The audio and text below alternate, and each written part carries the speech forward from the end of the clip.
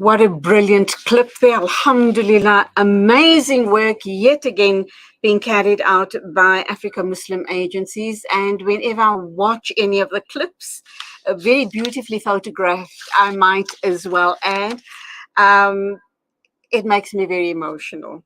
Very, very emotional indeed. May Allah subhanahu wa ta'ala accept all of your efforts. It is just unbelievable the work that you guys are doing. Assalamu alaikum to you, brother Hassan Choonara, Africa Muslim Agencies. And you are here to talk to us about a whole host of issues. And it was so appropriate that clip ended on that gushing of water where you guys drilled a borehole. And we now realize we're talking about World Water Day as well. So, alhamdulillah. Assalamu alaikum wa rahmatullahi wa barakatuh, Sister Julia Ali, and to the team at Salam Media. Shukran for having us this morning. I do apologize for being the vehicle. But yes, as you talk about World Water Day and you talk about that clip, it shows the end result of a donor's generosity, the impact it has, the springing of water, the fountain of hope, the compassion, the care. Every drop of water a source of life, every drop of water a source of renewed energy, a source of renewed vigor, and every drop of water certainly the reward for the donors contributed towards the various causes.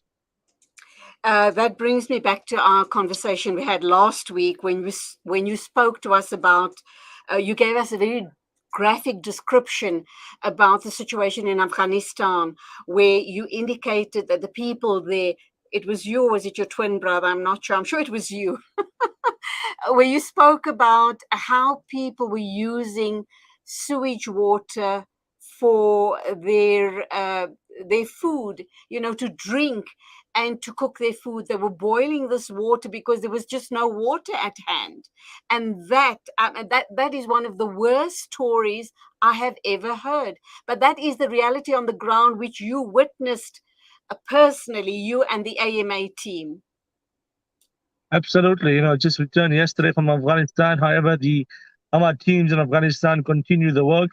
Every single day we're out there on the field and talking about the water challenges in Afghanistan. Yes, to see that when there's no access to clean drinking water, children walk down the mountain. If they're staying on the mountain, perhaps 50 minutes it will take them, and then they'd go look for the nearest borehole or water source, draw water from there, and then walk back to their homes up the mountain carrying 20-liter cans. And for the widows who do not have children or do not have anybody to go fetch water for them, when you walk up the mountain, there's sewage everywhere. Not only in the mountain, in the villages as well. There's always, you're walking past it, you're smelling it, you're tramping it, it's all over, it's unavoidable. And the surface water that sits, basically wastewater, is then drawn and then, obviously boiled and used. Whether it's boiled or not, it's still unhygienic, it's indignified, and in today's day and age, how is it right that people still utilize such, still live in such conditions? But how is it right that not only they live in such conditions, but we know about it and we don't do anything about it? That's the bigger question to ask. We can do something, we can help the families. I think of, just 2 days ago, 3 days ago, I was walking up a mountain, Kabul. We're opening a water supply project, a massive water, not a bowl, a water project, the first of its kind in Afghanistan. Providing water to hundreds of homes on a mountain. This is a very huge project of the African Muslims Agency. 13 outlets, 13 outlets along the mountain, drawing water from a borehole that we built at the bottom, and we had to take it up the mountain to all the homes. And as you walk up the mountain, number one, just the walk up, it's not a very calm, civil. It's a very difficult walk. It's rough terrain. It's rocks. It's sewage. It's very difficult. And then you get to the top and you see a widow with a walking stick, an elderly person beyond the 60s, living alone in a small 3 by 3 meter room. And then you realize, okay, how is she getting water? Let alone food. I'm just talking about water. How is she getting her food? What is she doing to earn a living? How does she get her means to pay the rent? How does she get the means to put food on the table? And so many questions go through your mind. So it's not just about water, but it's about dignity. It's about compassion. It's about care. It's about love. It's about just bringing a sense of humanity back to these people, to the people living in this part of the world. Hassan, you and your family have been working long and hard at African Muslim agencies. You guys have done tremendous work. You've got an amazing team with you. You guys are on the ground all the time, witnessing firsthand the hardship, the poverty, the hopelessness of people's situations. How does it impact on you directly? How do you deal with it? And are there ever times where you yourself feel so hopeless? Do you ever think, I can't do this anymore because it's draining me? I can't see the hardship. I can't see the destitute of people any longer. I kind of wonder how you cope, because it can break you, can't it? Sister Jody, whenever we go, we make the niyyah, we renew our intention that we are there for the pleasure of Allah. We're there to serve humanity for the pleasure of Allah. We're there to honor the niyyah of the donor and to ensure that the generosity of donors is discharged according to Sharia and discharged according to the donor's niyyah. And first and foremost, it's a lesson for us being on the ground to be grateful for what we have back home. Because we're there 6, 7 days, 8 days, whatever it is. Yes, we're living in perhaps that specific of time, but but in a bit of a challenging situation. You're living with the families. You experience how they live, how they eat, how they go day by day. But we're there for 6, 7 days, and then we go back to our homes. And then we go back to when we need water, we have water.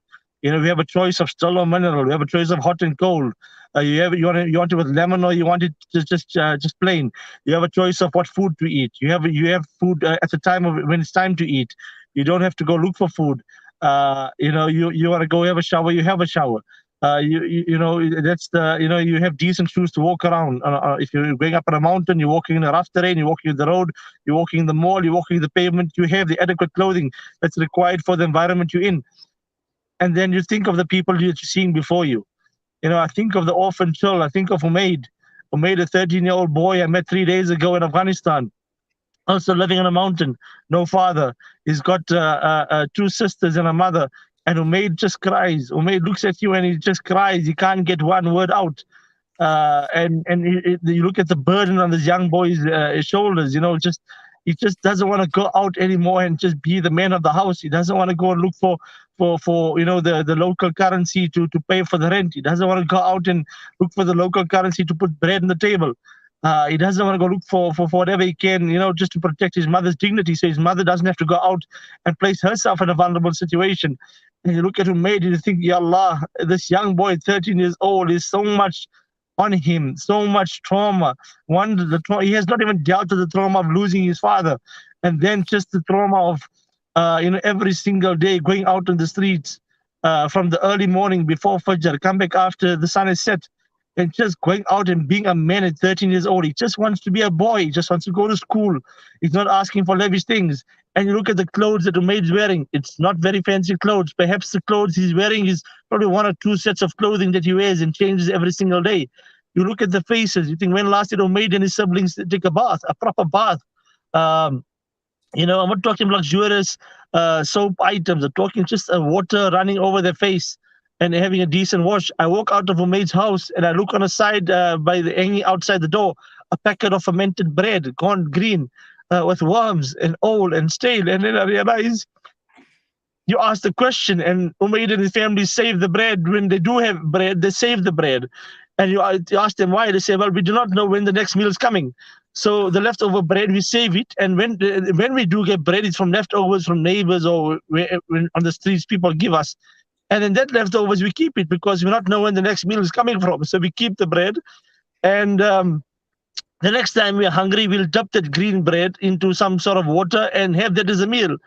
And I look at it, how is that right? How is it right that today's day and age, we know the situation, we see it, we hear it, Almighty has brought it to our attention, and we not do anything about it? How many tears have to flow? How many stories have to be shared? How many mothers have to be placed in a vulnerable situation for us to act? And Sister Julie, you asked the question, about what does it do to a human being? You know, Forget what it does to us. What is it doing to them and their dignity and their humanity and their sanity? Hassan, obviously they don't have regular lives like you and I. But let's talk about another very important cog in this wheel, because without them, nothing can be achieved and attained. And that is our very, very generous donors here in South Africa. What is the message you want to leave them with today? I know that you had a pledge line a few days ago, and I know without them, nothing of what you and I are talking about this morning would be possible. AMA would never have been able to turn lives, villages, and futures around without those very precious people, and those are our donors. Absolutely, sister. As African Muslims Agency commemorates 35 years of empowering, educating, and inspiring, we are cognizant of the fact and we recognize that without the generosity of donors from South Africa and across the globe, who've supported the many causes, the campaigns, the projects, the empowerment projects, the relief projects, have certainly played a massive role in impacting humanity across the globe. To think of 35 years and what if 35 years of work is done and the people who benefit. Yes, we talk on one hand of people who are in need, and we also talk on the other hand and acknowledge the role the donors have played. Just 2 days ago, we opened a water supply project in Afghanistan, the first of its kind, Alhamdulillah. And what a massive project it is. Having 13 outlets placed along a mountain, benefiting hundreds of communities. We're talking about World Water Day. You talk about over 25,000 water wells and boreholes built in remote Africa, empowering communities. So as we talk about, acknowledging the donors, Alhamdulillah, may Allah reward them, may Allah grant them barakah, may Allah grant them success, may Allah forgive those who passed on, may Allah grant them sadaqah jariyah. And as the water flows from the boreholes and the water wells across the globe, may the donors, as the water flows, may Allah let the mercy flow and the barakah flow to their homes. We talk about an important campaign. The African Muslims Agency has launched the Imagine campaign, the Ramadan campaign, impacting 14 countries across the globe. And we anticipate, with the continuous generosity of donors, that we are able to empower these families this Ramadan. Inshallah, Ameen. And that's where we'll leave it. I'll give you the final word. We have obviously covered the Ramadan campaign previously with AMA. Inshallah, post Ramadan, I know that you guys plan your calendars way in advance, and this is just an ongoing 365 per annum situation as far as AMA is concerned. I don't think you guys ever take a break, but just tell us post Ramadan, what is the plan as far as aid is concerned? Well, sister, the donors would know that the African Muslims Agency doesn't work on a knock and drop situation. We don't respond to an area that is in need and then leave that area. We have teams that are set up that are based in an area that try to empower those families. If I talk about Afghanistan, having just returned yesterday, you talk about the families. It's not about just giving them a food parcel and leaving. No, it's about sitting with them, connecting with them, getting to know them personally. What's the challenges? What's the story behind the story? How else can we impact? How can we send the child to school? How can we remove the tears and change the tears to smiles? And so in all the countries we work in, alhamdulillah, the teams that are there, they're based, we're always looking to empower those families. So it's never just going into a country, going to help and then leaving. No, but it's about empowering those communities. You talk about Lebanon, we've spoken about Lebanon many times on the show as well. You talk about the refugees. When we walk into a camp, the families know us by name and they know the teams, alhamdulillah, and we know them by name, their names, and we empower these families so they, we follow them through for 10, 15 years. So at least they become zakat givers and not zakat takers. And we had so many success stories, alhamdulillah, all through the mercy of Almighty Allah and through the generosity of donors. Hafiz Hassan Choonara, Regional Director of Africa Muslim Agencies, talking to us about the report back of the Afghanistan trip and the ongoing amazing work that AMA is busy with 365 days a year. May Allah subhanahu wa ta'ala accept all of their efforts and inshallah grow from strength to strength, not in a knock and drop situation, as Hassan has alluded to, but in a situation where they can empower, upskill people so that they don't feed them for a day. They teach them to feed themselves for the rest of their lives, inshallah. Always a pleasure talking to you. Assalamu alaikum and go well. 8:57 exactly, news and views right here on Salam Media. My name is Julie Ali. Do become a part of the conversation.